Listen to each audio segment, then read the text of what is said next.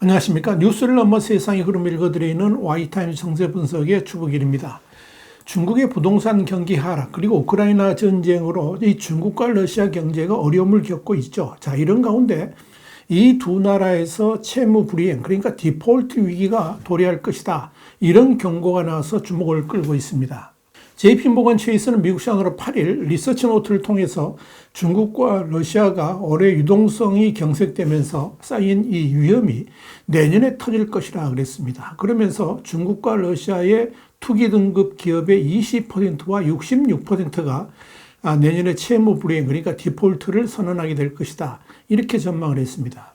로이터 통신이 보도한 바에 따르면 이 JP모건 애널리스트들은 이 양국 기업들의 이 같은 디폴트 증가로 인해서 전체 신흥국의 투기 등급 회사채의 앞으로 1년간 디폴트 비율이 역사적 평균의 3배 이상인 10% 이상으로 높아질 것이다. 이렇게 예측을 했습니다. 그러면서 중국은 부동산 시장의 유동성 위기가 찾아오고 러시아는 서방 국가의 제재로 인해서 돈줄이 마를 것으로 예상을 했습니다. 그러면서 이 중국과 러시아가 골칫거리가 될 것이다. 이렇게 JP모건은 짚었습니다. 결국 두 국가의 정크본드 그러니까 투기 등급 채권이 위기의 근원이 될 것이라는 분석인데요. 이 JP모건은 중국의 정크본드 중에서 20%가 디폴트에 빠질 것으로 내다봤습니다. JP모건은 이어서 내년부터 특정 산업 부문에서 디폴트 선언이 쏟아질 것이라고 그러면서 2023년은 디폴트 해로 기록될 것이라고 강조를 했습니다. 자, 여러분 JP모건이 언급한 중국에서의 특정 분야라는 것은 아마 여러분 눈치채셨겠지만 부동산을 의미합니다. 그러니까 중국 부동산 시장이 침체되면서 디폴트 대열이 불어날 것이라고 내다본 겁니다. 실제로 중국에서는 부동산 시장 위기로 헝다그룹 그러니까 에버그란데 같은 이런 관련 기업들의 달러 회사채 디폴트가 이어지고 있죠. JP모건은 특히 중국 부동산 부분의 경우에 내년 디폴트 비율이 46%를 기록할 것이라 그러면서 정부가 적극적으로 지원에 나서지 않으면 더 증가할 수 있다라고 경고를 했습니다. 올해 이 수치는 52%에 달했는데 중국 당국이 보증을 쓴 부동산 업체들까지도 쓰러지기 시작했다는 데 문제의 심각성이 있습니다. 실제로 중국 지방정부가 일정 지분을 소유한 녹지그룹도 3억 6,200만 달러 규모의 채권에 대해서 디폴트를 선언했습니다.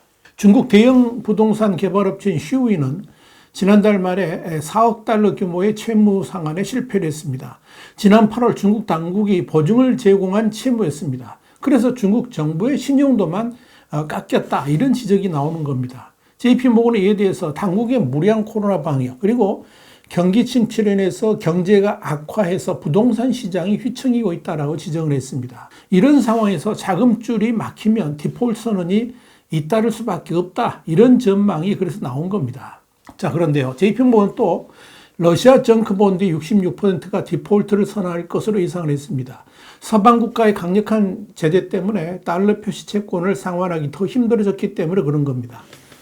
JP모건은 내년 러시아 기업들의 디폴트가 280억 달러 그러니까 한 38조 2천억 원 규모로 추가 발생할 것이고 이는 아직 디폴트가 발생하지 않은 채권의 약 66%에 해당된다라고 전망을 했습니다. 투자 등급 회사채까지 포함하면 전체 신흥국 회사채의 디폴트 비율은 3.8% 수준이 될 것이라고 JP모건은 전망을 했습니다. 이 러시아하고 중국의 채권 시장 위기가 이 신흥국도 흔들 수밖에 없다 이런 지적도 나옵니다. 신흥국 정크본드의 디폴트율은 올해 10% 선을 넘을 것으로 관측됩니다. 이는 역대 평균 디폴트율의 3배를 웃도는 수치라는 것이 JP모건의 분석입니다. JP모건은 신흥국의 경우에 투자 적격 판정을 받은 기업까지 포함해도 디폴트율이 3.8% 이를 것이라고 말을 했습니다. 그러면서 이 각 기업의 펀더멘탈이 약화하고 있는 상황이다 이렇게 지적을 했습니다. JP모건은 다만 중국 부동산과 러시아, 우크라이나를 제외하면 전체 신흥국 투기 등급 회사채의 디폴트 비율은 더 관리가 가능한 수준인 2.6%가 될 것으로 예상을 했습니다. 지역별로 보면 중남미의 디폴트 비율이 올해 2.2%에서 내년에는 상습적 디폴트 국가로 꼽히는 아르헨티나 등에 의해서 5.7%로 급상승할 것으로 전망이 됐습니다. 자, 그런데요, 이런 측면에서 보면 내년 3월에 공식 출범할 시진핑 3기는 그야말로 엄청난 부담을 안게 됐습니다. 블룸버그 통신은 지난 8일 미국 시간입니다. 중국의 차기 총리로 유력시되는 리창 상무위원이 이 경기 침체 극복이라는 도전에 직면하게 될 것이라 그러면서 그가 총리에 취임하면 이 우크라이나 전쟁과 주요국의 연이은 금리 인상에 따른 여파, 그리고 강달러 기조 속에 제로 코로나 정책에 따른 도시 봉쇄, 부동산 위기, 저성장 등의 문제를 어떻게 풀어가느냐, 이게 관건이다, 이렇게 보도를 했습니다. 제로 코로나 문제야 시진핑 주석의 핵심 정책이기 때문에 리창이 깊숙이 관여할 문제가 아니긴 합니다만은 이 제로 코로나 문제가 해결되지 아니하면 경제 회복의 길도 요원해질 수밖에 없다는 점에서 어떤 방식으로든 풀어야 될 과제라고 할 수 있을 겁니다. 오히려 시진핑의 최측근이기 때문에 문제 해결에 적임자일 수 있다는 전망도 있습니다. 그러니까 고양이 목에 방울을 걸 수 있는 인물이기 때문에 그런 거죠. 이와 동시에 리창은 부동산 위기를 해결하지 않고서는 역시 중국 경제의 부활을 이끌어낼 수가 없습니다. 문제는 이 역시 시진핑 주석에 의해서 망가진 것이기 때문에 시 주석의 정책을 무시하거나 밟고 넘어서야 한다는 고민이 앞에 놓여 있습니다. 중국의 부동산 위기는 투기 단속을 목적으로 건설 기업에 대한 중국 당국의 대대적인 수사로 인해서 시작되었죠. 자, 그러다 보니까 유동성 위기에 처한 부동산 개발업자들이 이 아파트 건설을 중단했고, 이는 수분양자들의 부동산 담보대출, 그러니까 모기지 상환 거부로 이어졌습니다.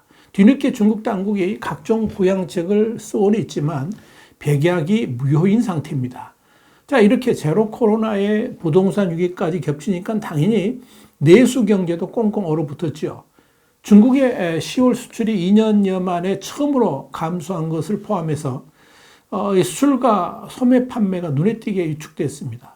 블룸버그는 내년 3월 전국 인민대표대회, 그러니까 전인대를 계기로 총리 취임이 확실시되는 리 상무원이 이 같은 문제를 해결해야 될 시험대에 올려졌다라고 한 겁니다.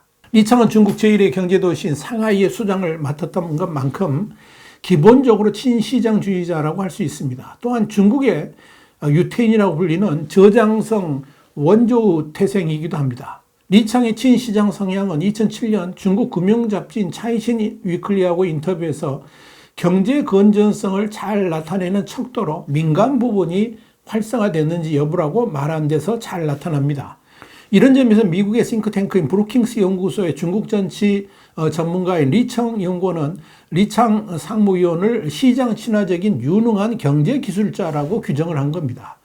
블룸버그는 특히 그가 외국 자동차 기업의 단독 설립을 불하는 상황에서 테슬라의 상하이 공장 설립 허가를 주도했는가 하면 상하이 첨단 기술지구인 링강에 중국 반도체 굴기의 핵심 회사인 SMIC, 그러니까 중산고지 같은 회사들을 끌어들인 데서도 친기업 성향을 알 수 있다라고 전했습니다. 자, 중요한 것은 시진핑 충성파인 리창이 과연 자신이 평소에 가지고 있는 소신대로 친시장 경제정책을 끌고 나갈 수 있을 것인가에 달려 있습니다. 만약 그가 친시장 정책을 중국에 도입할 수만 있다면, 특히 시진핑의 눈치를 보지 않고 시진핑을 잘 설득해 가면서 시장주의를 실행해 갈 수만 있다면 중국이 멀지 않은 시기에 해법을 찾을 수 있을 것이다, 이런 분석도 나옵니다. 그러나 이런 희망은 지나친 낙관적 전망일지도 모르겠습니다. 지난 3월 말부터 2개월여 동안에 이 상하이 봉쇄 결정과 관련해서 당시 리창 상하이시 당서기는 그보다 훨씬 완화된 조치를 원했지만 결국 전면 봉쇄라는 상부 결정을 수용할 수밖에 없었던 것으로 전해집니다. 여기에 시진핑은 결코 어느 누구에게도 자신의 권위나 영역에 도전할 수 있는 가능성 자체를 허용하지 않는 인물입니다. 시 주석은 지난 10년간 자신의 최측근인 류허 부총리에게 중요 경제 정책 결정을 맡기는 식으로 리커창 총리의 영역을 압박했죠. 그런 식으로 원래 경제 정책을 총괄하는 리창 총리 행보에 견제를 할 수 있는 인물, 그러니까 허리펑 국가발전개혁위원회 주임을 경제 분야 부총리로 임명하게 되면 허리펑이 리창을 경쟁하는 구도로 이렇게 만들 수가 있을 겁니다. 이런 점에서 경제 리서치 기업인 게이브 칼 드래고노믹스의 크리스토퍼 매도워 중국 연구 부국장은 총리로서의 리창의 역할은 본질적으로 시진핑의 조언자이자 집행자일 것이라고 짚은 겁니다. 자, 이렇게 한계가 있을 수밖에 없는 리창이 시진핑의 고집을 꺾고 자신이 원하는 중국 경제 청사진을 펼쳐나가기는 한계가 있을 것이다. 그렇게 보는 것이 맞을 겁니다. 이렇게 정치가 경제를 압도하는 중국에서 당연히 리창의 역할도 좁아들 수밖에 없을 겁니다. 그렇다면 중국 경제의 미래 역시 암울해질 수밖에 없을 겁니다. 와이타임 정세 분석이었습니다. 감사합니다.